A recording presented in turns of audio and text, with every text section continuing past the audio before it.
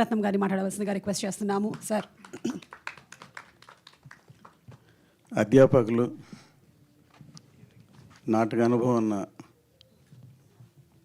హాస్య బ్రహ్మానందం గారికి ఎన్నో వైవిధ్యమైన పాత్రలు పోషించి ప్రజల్ని ఆకర్షించి రంజింపజేసిన కళామా తల్లి సేవ చేస్తున్న ఎల్బి శ్రీరామ్ గారికి, ఇక్కడ ఉన్న టెక్నీషియన్స్ అందరికీ ధన్యవాదాలు.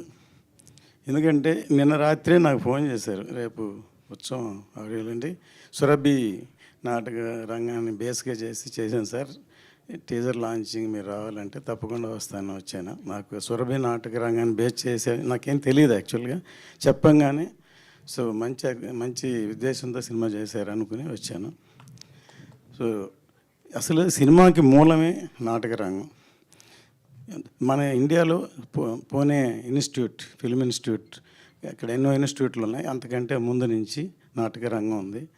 నాటక రంగం జానపదాలు అయితే మన చరిత్రని, మన భారతాన్ని, రామాయణాన్ని, చాలా విషయాలన్నీ ప్రజలకి చెప్పేటట్టు సాయంత్రం కాయ కష్టం పనిచేసి వచ్చి నాటకాలు చూసేవాళ్ళు.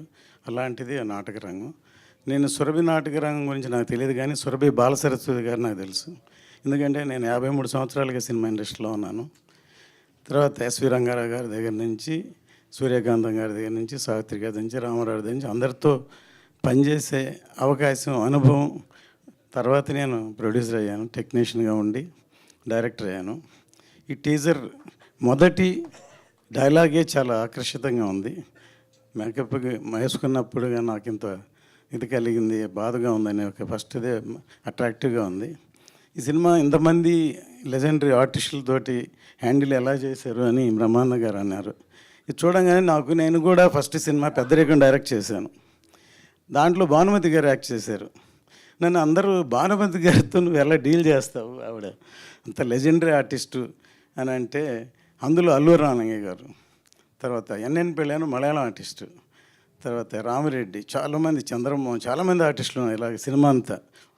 సో వీళ్ళందరితోటి వాళ్ళ మనస్తత్వాలను డీల్ చేసి రామలింగయ్య గారు ఒకటి నాకు స్టేట్మెంట్ ఇచ్చారు. ఈ కుర్రాడు మేము చెప్పింది కాదనకుండా, మమ్మల్ని నొప్పించకుండా, తనకి ఏం కావాలో అలా తీసుకుంటున్నాడని మొదటి రోజు షూటింగ్లోనే ఆయన పేపర్ స్టేట్మెంట్ ఇచ్చారు. అందుకే అరవింద్ గారు ఎప్పుడైనా మా నాన్న ఫ్యాన్ అయ్యా అనేవాళ్ళు. అలాగూ ఈ మొదటి చిత్రంతో ఇంతమంది ఆర్టిస్టులతోటి డీల్ చేసి ఇంత ఒక మంచి కళాత్మక చిత్రాన్ని నిర్మించినందుకు, డైరెక్ట్ చేసినందుకు అతనికి ఈ సక్సెస్ రావాలని మనసారా కోరుకుంటున్నాను. ఇందులో పనిచేసిన ప్రతి టెక్నీషియన్లు మంచి టెక్నీషియన్స్ పనిచేశారు. అందులో నేను ఈ మధ్య అనంత శ్రీరామ్ గారి స్పీచెస్ ఆయన చూస్తున్నాను. ఆయనకి ఎంత దేశభక్తి ఉందో దాన్ని బట్టి నాకు అర్థమైంది. ఆయన కలవాలనుకున్నాను యాక్చువల్గా నేను నిజంగా. తర్వాత మ్యూజిక్ డైరెక్టర్ అను శ్రీరామ్, అందరూ మంచి టెక్నీషియన్లు ఎన్నుకున్నారు. ఈ సినిమా గ్రాండ్ సక్సెస్ అని కోరుకుంటున్నాను. Thank you sir, thank you so much. అలాగే ఏం రత్నం గారికి మరొకసారి కృతజ్ఞతలు తెలియజేస్తూ ఉన్నాము.